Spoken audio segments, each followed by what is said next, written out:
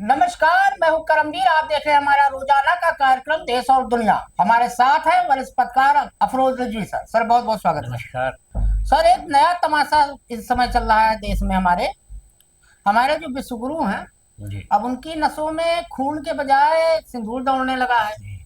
अब सिंदूर वो बनता है पारा से। हम्म। अब खैर वो विश्वगुरु हैं, नाले के चाय बना सकते हैं और राडार छुपा सकते हैं और नॉन बायोलॉजिकल तो है ही हैं, तो सिंदूर उनके हम्म। उसमें बह सकता है। हम्म।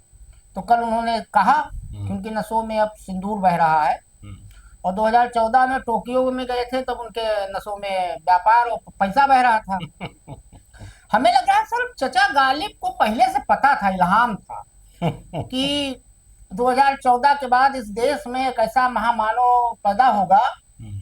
मैं पैदा तो पहले ही हुए हैं, लेकिन मतलब सत्ता में आएगा उसी दिल्ली में जहाँ पे चचा गालिब रहते थे, हम्म। कि उसके नसों में सिंदूर बहेगा। हम्म। और वो साफा वफा बाकायदा कल बांध के सर बीकानेर में, हम्म। राजस्थान के, बिल्कुल वो राजा महाराजा तो अपने आप हाँ को हाँ, समझते और ही क्या हैं, और क्या साफा वफा बहुत बढ़िया बांधते बहुत हैं। चौधरी और वाला। लफाजी में मतलब विश्वगुरु अगर किसी मामले में है तो लफाजी में है। हम्म। तो चचा गालिब की कुछ लाइनें हैं हम्म। जो हमें लग रहा है विश्वगुरु के बारे में उन्होंने उसी समय सोच लिया था। जी हाँ, जी हाँ। कि हर एक बात पे कहते हो तुम कि तू क्या है, तुम ही कहो कि ये अंदाज गुफ्तगू क्या है।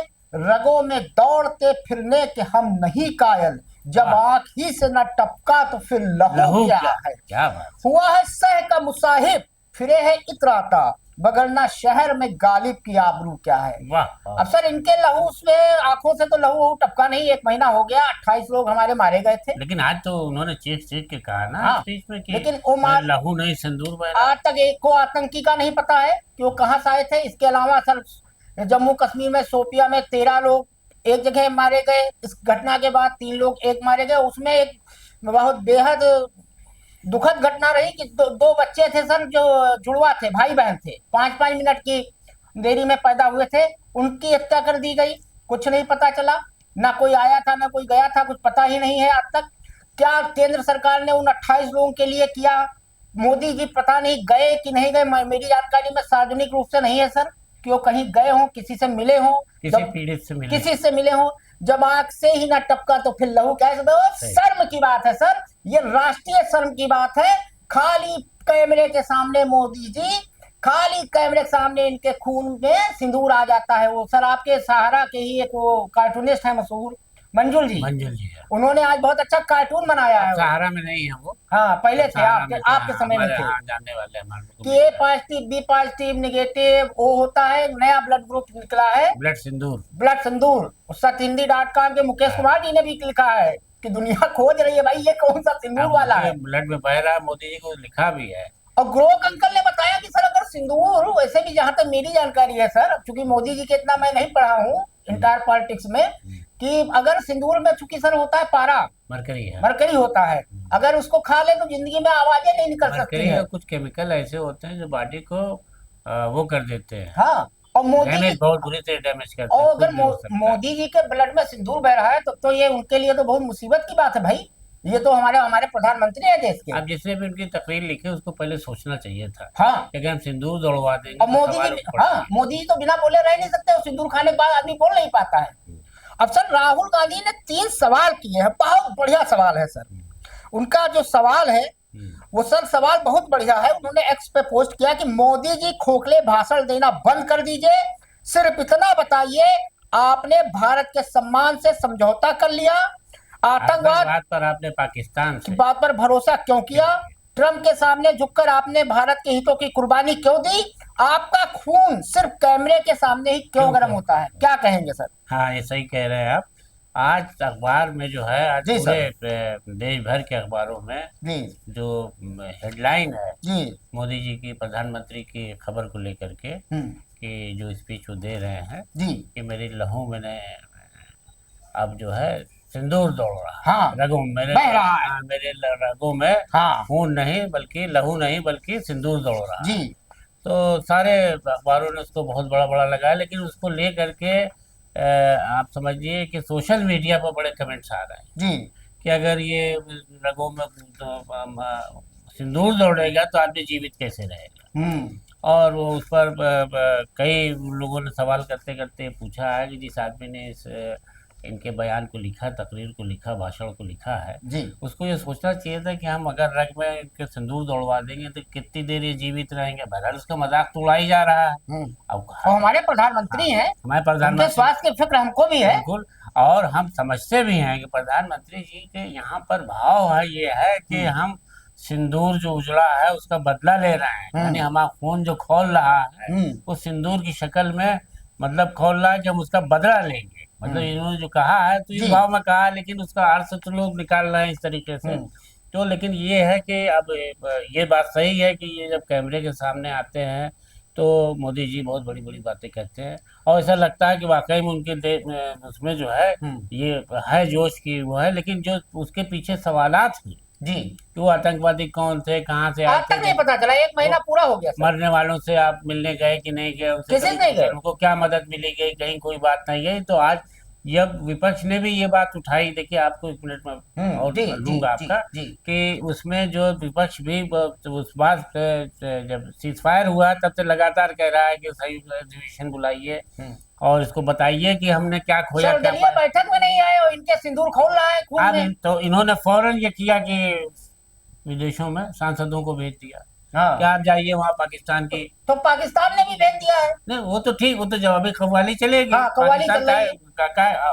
आपने यहाँ पर डाइवर्ट करने के लिए कि हमसे, अब देखिए जितना ये राहुल को इग्नोर करते हैं उतना ही राहुल इनके पीछे पड़ जाते हैं। राहुल गांधी ये भूलने वाले नहीं है, वे सवाल लगातार करेंगे कि आपसे पहले डोनाल्ड ट्रंप ने कैसे ऐलान कर दिया, आपने पाकिस्तान पर आतंकवाद पर कैसे समझौता कर लिया, जबकि वो जो सीज फायर के बाद भी वहाँ पर फायरिंग हुई है। और कल हम लोग डिस्कस कर रहे थे सर, साउथ अफ्रीका के जो राष्ट्रपति थे रामफोसा, उन्होंने तो कल प्रतिकार किया था डोनाल्ड ट्रंप का कि भैया हम तुमको आवाज नहीं दे पाएंगे।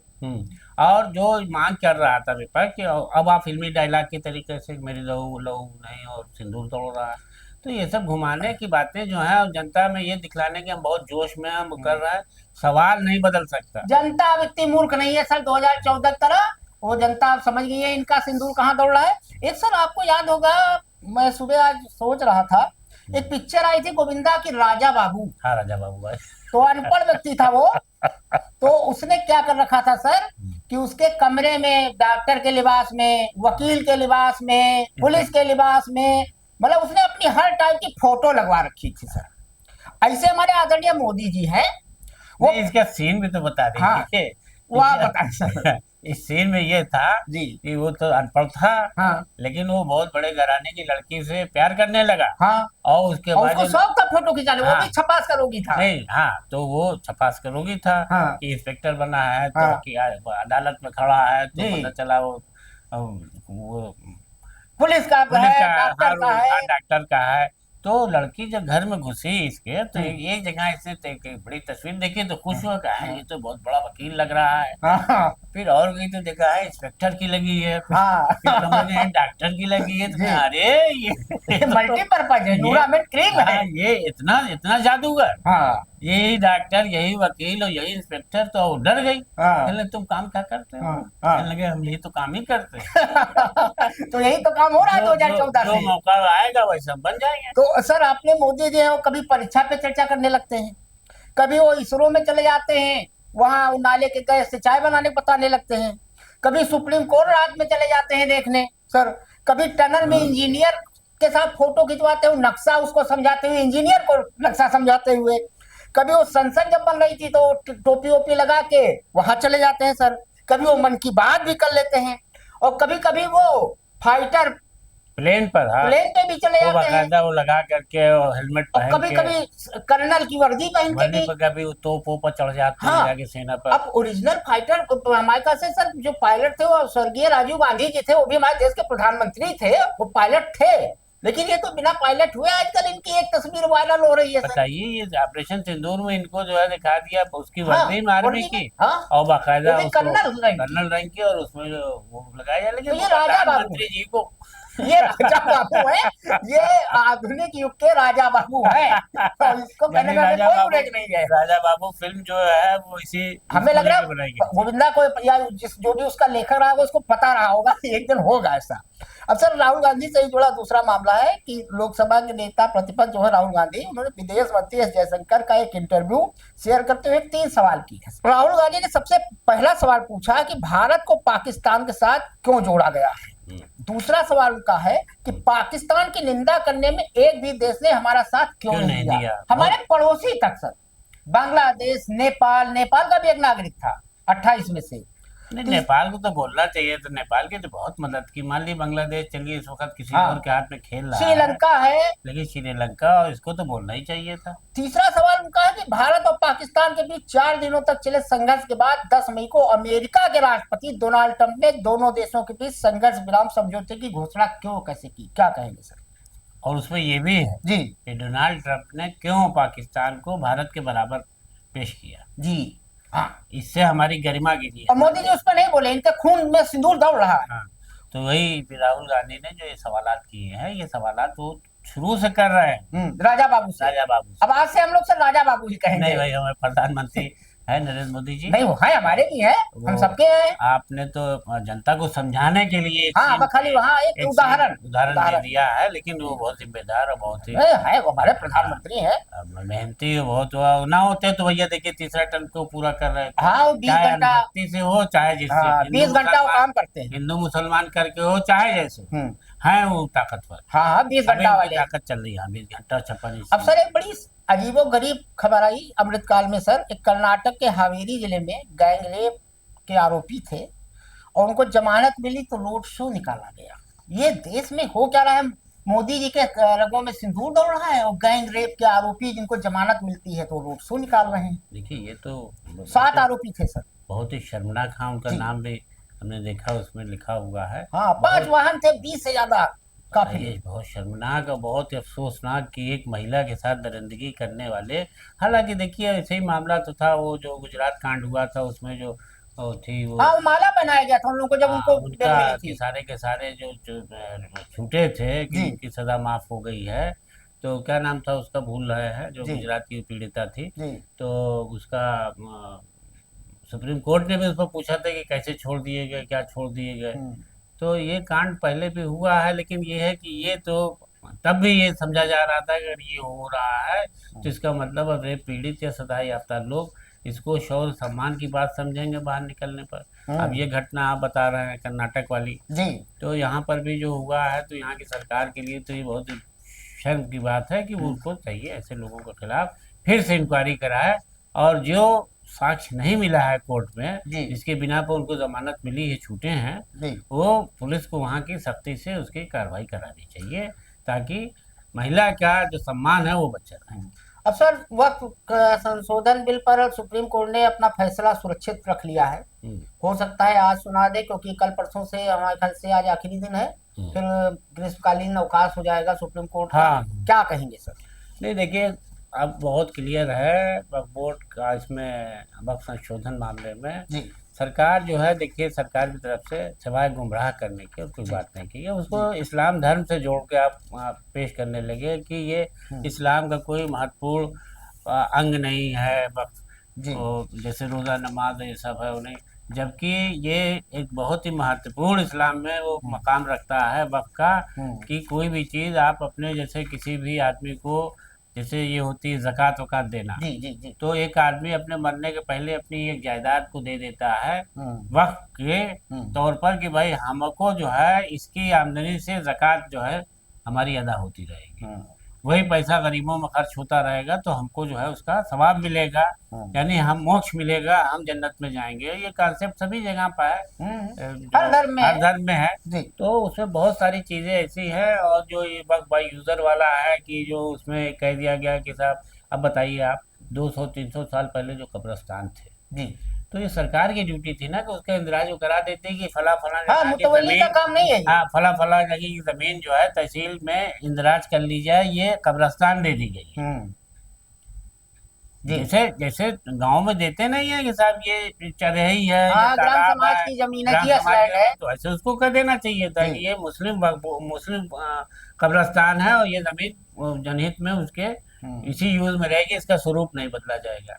सर अब आप अगर ये बताइए तो ऐसे इमामबाड़ा भी ले लेंगे, हाँ, तो कपिल सिब्बल साहब ने कल कहा ही था। बड़े इमामबाड़े को ऐसे कह देंगे कि हाँ, सरकारी जमीन और को हुआ बदल। भी था, हम लोग पिछले महीने इस पे डिबेट भी किए थे कि हाँ, नोटिस आया था। और ऐसे तमाम ऐसी जायदादें हैं जो जिसका कोई बहू बेगम की मजार का भी मामला था, फैजाबाद वाला। हाँ, वक्त पर रजिस्ट्रेशन देखिए अब तेजी से बढ़ा है ताकि उसको लेकर के खुद गांव देहात या शहर में झगड़ा ना हो, वो जाके रजिस्ट्रेशन कराते हैं। रजिस्ट्रेशन तो बाद में जब अवेयरनेस आई है, जागरूकता आई, तब होने लगा ना, कि पहले तो जो चीज मंदिर के नाम पर दे दी गई कि यहाँ पीपल का पेड़ है, यहाँ मंदिर है साहब, ये मंदिर रहेगा, अब वो गवाही में चल रहा है ना, उसका कागज सर ना एक चीज याद आया, कल आपने बताया था बरगद के पेड़ वाला जो बांधने वाला, कल आपने जिक्र किया था। हाँ, हमने कहा ये था कि भाई देखिए वक्त भी ऐसी चीज है कि कोई रोजे नमाज की तरह थोड़ी है कि उसको पांचों टाइम करना है।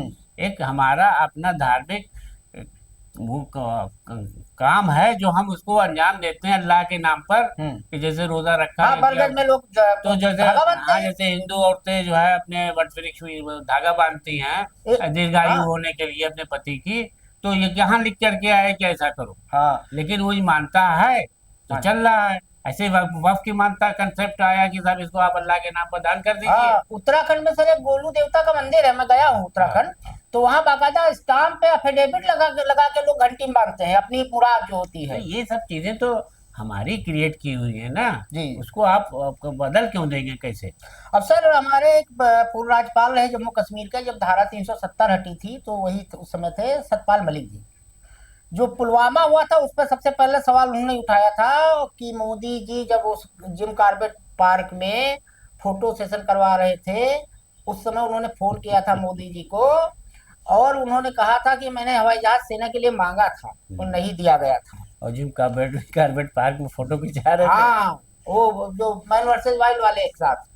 तो सर सतपाल मलिक अब यही गजब का इस देश में हो रहा है। सतपाल मलिक ने जो बातें कही थी तो उसे रोंगटे खड़ी कर देने वाली बात कहा था उन्होंने। सतपाल मलिक ने कहा था कि तुम इस बात को भूल जाओ। हाँ, मोदी जी ने उनसे कहा था। हाँ, कि तुमने हमको फोन किया और कोई बात हुई, इस बात को भूल जाओ। अब सर 2200 करोड़ के भ्रष्टाचार केस में सीबीआई ने सतपाल मलिक के खिलाफ चार्जशीट फाइल कर दी, और ये सब खुलासा सतपाल मलिक ने ही किया था कि 300 करोड़ का एक हाइड्रो पावर का प्रोजेक्ट था रिलायंस का, और आरएसएस के एक बहुत बड़े नेता हैं, नाम मैं ले सकता हूं उनका, सतपाल मलिक जी ने लिया था, राम माधव जी उसमें शायद कुछ डीलिंग करने गए थे।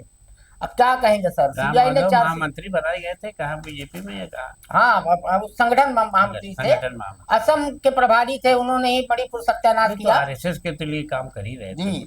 तो अब वो सर एडमिट है, उनकी डायलिसिस किडनी उनकी फेल हो गई है सतपाल मलिक जी की। अब जाहिर है कि साहब इतने बड़े मतलब पावर से टकराना, और गवर्नर रहे वो जी 2018 से कितने तक रहे वो? हाँ, 23 अगस्त 2018 से 30 अक्टूबर 2019 तक गवर्नर रहे, तो उस दौरान 370 उन्हीं के उससे साइन से हटा था उस समय। तो वो ये समझ के कर रहे थे कि भारत सरकार के जो फायदे की बात है वो बातें करते थे प्रधानमंत्री से।